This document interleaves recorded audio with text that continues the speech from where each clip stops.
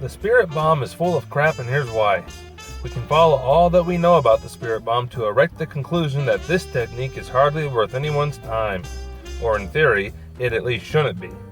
I'm going to point out some things that rub my energy levels the wrong way over the big bad Spirit Bomb. Some of the issues I have with the Spirit Bomb lie both in effectiveness and its guidelines. I'll lay it out in points. Once again, I'm flying by memories here, so don't bother telling me the events or differences or whatever I might get wrong here and there.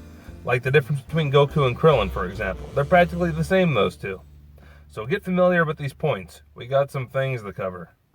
First off, I think Keen Fry or whoever said that the ancient chi summoning technique that begets the Spirit Bomb borrows energy from every living thing in the universe. The grass, the voids, even the people. I mean especially the people. Apparently it takes half the energy from every living thing. Holy shit, even the furthest pathogen at the ass crack end of the universe has to give half of its little life force?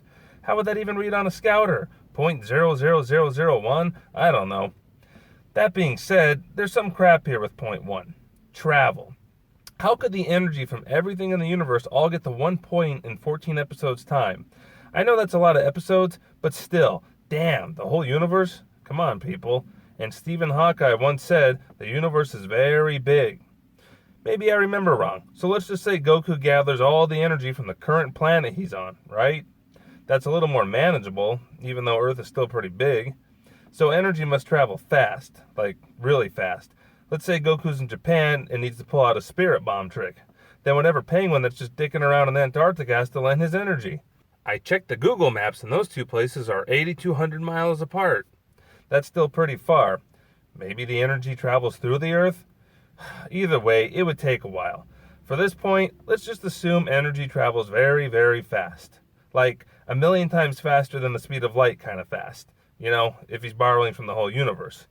And 1,000,000 times the speed of light is a very big number. A bigger point is number 2 anyway. The moral guidelines from an inanimate object. I remember you need to have a pure heart to assemble the Spirit Bomb. I also remember that it can only hurt bad guys with evil heart tensions. So here's the thing. Who or what assigns the moral grounds and requirements to use a Spirit Bomb? Like, it's just energy being gathered in one place. Something even the lesser people in the DBZ universe know how to do. So why does this particular move require a goddamn background check? Let's forget the pure of heart thing for a bit. You know, good moral for kids, I guess. But it can only hurt evil? Again, how does this non-sentient ball of stolen energy know it can only be effective on someone who is evil? Is it like you bullied the autistic kid in high school kind of evil? Or you committed genocide against an entire race by destroying their planet kind of evil? It would suck if Krillin bullied the autistic kid in his monk school and got caught in Goku's crossfire. Sorry, buddy, you had a little evil in you. This point doesn't have anything to do with the effectiveness of the attack, but I felt like it really needed to be said. Now let's talk about point 3, the damages and lack thereof. What do I mean by lack thereof? I mean the Spirit Bomb only taking the tip of Frieza's tail off kind of lack thereof. Are you shitting me? Yeah, remember when Goku finally finished the damn Spirit Bomb on Namek? Setting up that Spirit Bomb was already like the equivalent of writing a 15-page paper at a college level. All that work just to circumcise Frieza's tail. What a bunch of crap. I guess the tip of his tail is where most of the evil was. Or maybe the Spirit Bomb is a waste of time. Except later in the series. Another kind of damage is collateral damage. In order for this beast of an attack to work, every living thing has to lend half of its energy. So some jerk is working out at the gym, and then BAM! Goku takes half that energy and leg day of ruin. Or some poor old man on his deathbed is barely hanging on, and then BAM! More precious energy stolen. I guess it's for the greater good. Better than the whole planet getting destroyed. Difficult to argue necessity for survival versus energy-raping morality. Doesn't matter anyway. When Goku wants it, he's gonna get half of everyone's precious chi-chis. The last point I want to cover is the ridiculous energy level this thing should have. Let's just forget about all the grass, algae, sea life, microbes, and all that other bullshit at the petting zoo. We're gonna make this simple and just assume Goku only pulls from humans and animals. Remember when Raditz scanned some farmer and he had like a power level of 5, right? I don't remember, but if I'm close, then we can assume the average energy level for a younger person would have to be a power level of 15 or 20. Ah, hell, it doesn't even matter for the point I'm making. I'm just going to say everyone has a power level of 1 to make this simple.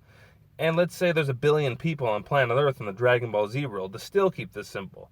1,000,000,000 times a half equals 500 million. And you know damn well I reduced the stats well below average and excluded all the other life on Earth. And this attack can draw from the whole universe. Look, basically what I'm trying to say is this thing should realistically have a power level of like a friggin' million octillion. Huge. Like, far surpassing anyone or anything in the whole DBZ universe. And it simply snips the tip of Frieza's tail. Bite me. So here's a quick recap. This thing should take centuries to assemble on the universal level, depending on how fast energy travels. It should take days for the planetary business to assemble. Days no villains are going to stand around for. The moral guidelines are questionable, the final effect is lame as hell even though the energy level is on God's level, the thing is poorly written, and even the writers make it seem useless, except for Boo. It killed Boo. Killed Boo, but somehow didn't completely destroy the planet they were currently on. I guess the non-sentient spirit bomb just assumed the planet can't be evil, so it should just fizzle out with a godload of energy left over. Yeah, I theorized that this ball of sweaty space energy isn't really taking in what Lord Fry says it is, because otherwise it'd be as the Pokemon games say, super effective. Just stick with that damn Destructo disc if you ask me. That'll make the cut.